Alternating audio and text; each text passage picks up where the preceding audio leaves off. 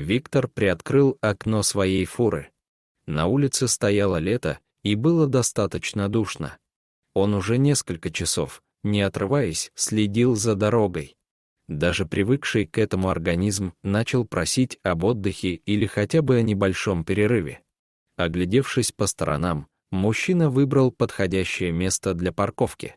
Сейчас он ехал через лес, и все, что ему было нужно, это просто съехать с шоссе на ровное, просматриваемое с обеих сторон место. Вскоре Виктор уже обходил своего железного коня, проверяя основные узлы и агрегаты. «А хорошо то как», — подумал водитель, защурившись и посмотрев на небо.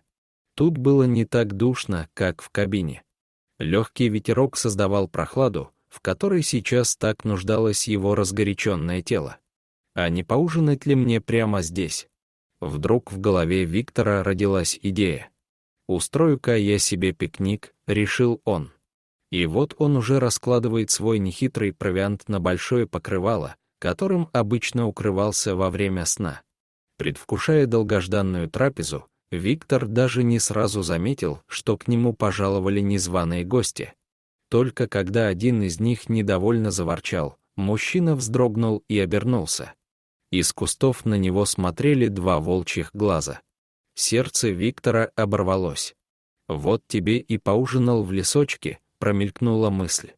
Но в следующий момент он уже понял, что перед ним вовсе не взрослый волк, а всего лишь небольшой волчонок, которого, судя по всему, привлек запах пищи. По крайней мере, так изначально подумал Виктор. «Чего тебе? Кушать хочешь?» Вдруг спросил мужчина и, отломив кусок хлеба, кинул его волчонку. Но тот даже и не подумал кидаться на еду, безразлично проводив ее взглядом, а вместо этого снова жалобно заворчал. Виктор удивился. Он был небольшой знаток в поведении лесных хищников, но то, что те отказываются от еды, а требуют чего-то другого, сбивало его с толка. Еще один волчонок появился из кустов и также протяжно и жалобно заворчал, будто жалуясь на что-то. «Да чего вам от меня надо?» — недоумевающе спросил мужчина, поднявшись на ноги. Волчата тут же отбежали на несколько метров в сторону, но после этого снова остановились, продолжая пристально смотреть на человека и жалобно скулить. «Ну дела», — проворчал Виктор. «Вот ведь пристали». Ухмыльнулся он и снова сделал шаг по направлению к волчатам. Те опять отпрыгнули на несколько метров и продолжили свои жалостные песни. Стало очевидно, что они упорно зазывают человека вслед за собой. «Надеюсь, это не ваш новый способ охоты», — сказал Виктор, и, оставив разложенные продукты, отправился за волчатами в чащу. Почти 20 минут он шел за серыми малышами, а те пристально следили, чтобы человек вдруг не передумал и не повернул обратно. И вот, выйдя к большому дереву, Виктор даже сел от неожиданности и ужаса.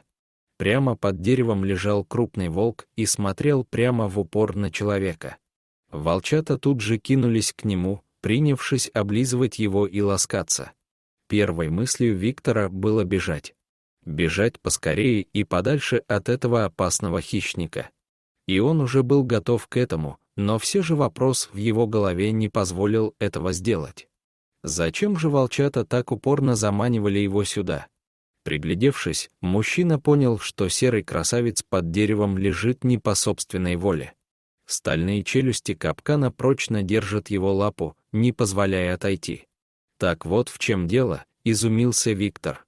Никогда в жизни он не сталкивался ни с чем подобным. Поняв, что волчата осознанно пришли к нему, чтобы попросить помощи, он тут же проникся к ним уважением. «Хорошо, будь по-вашему», — вслух сказал Виктор и сделал шаг к лежащей под деревом волчице. Хищница, поняв, что человек пришел помочь, демонстративно положила морду на вытянутые передние лапы, показывая, что она настроена мирно и не представляет для него угрозы. Виктор осторожно подошел к волчице и сел на одно колено. Он постоянно что-то бормотал себе под нос, думая, что так он успокаивает животное. Но скорее так он успокаивал сам себя. Наконец, капкан разжал свою мертвую хватку, выпустив животное на свободу. Волчица тут же поднялась на ноги и принялась обнюхивать трясущегося от страха человека, а потом, словно в знак прощания, она лизнула Виктора прямо в лицо и, сильно прихрамывая, отправилась в чащу. Прошло уже больше года с того случая. Виктор, наконец, решил взять выходной, чтобы заняться чем-то другим, кроме как вождения автомобиля. В этот раз он решил попробовать себя в зимней рыбалке и, честно сказать, быстро пожалел об этом. Сидеть на льдине ему показалось холодно и скучно. Рыба почему-то совсем отказывалась брать его приманку, и вообще не так уж и любит он эту рыбу, чтобы сидеть тут часами. Виктор решил отправиться домой и скоротать время с большой кружкой горячего чая в руках. Он собрал свои снасти и мелкими шагами отправился к берегу. Но неожиданно Виктор провалился под лед. Холодная вода тут же обожгла его, заставив замереть дыхание. Глаза мужчины наполнились ужасом. Понял, что он всего лишь в шаге от смерти, и не факт, что у него получится убежать от нее в этот раз. Хватаясь за край льда, он пытался выбраться на поверхность, но лед предательски ломался под его весом, а набравшая воды одежда, будто якорь, тащила его вниз. «Ну все, прощайте», — мелькнула мысль в голове у рыбака, но в этот момент он с удивлением заметил, как из ближайшего леса к нему несется стая серых собак. Или не собак? Обомлел мужчина. Да это же волки. И действительно, та самая волчица со своим подросшим выводком спешила к нему на помощь. Да только как она могла ему помочь сейчас? Но, видимо, умное животное даже не задавалось этим вопросом. Она прекрасно понимала, что делает. Подбежав к озеру, она легла на брюхо и поползла. Виктор даже на момент забыл о ледяной воде, которая сейчас могла стать его могилой. И вот волчица уже совсем рядом. Она схватила мужчину за воротник и сильно потянула, пытаясь вытащить его. Невероятно, но это было на самом деле. Виктор и сам не мог поверить в реальность происходящего. Один из волчат, увидев, что мать не справляется, также распластался на льду и подполз к матери, и, ухватив человека за рукав, потянул его из воды.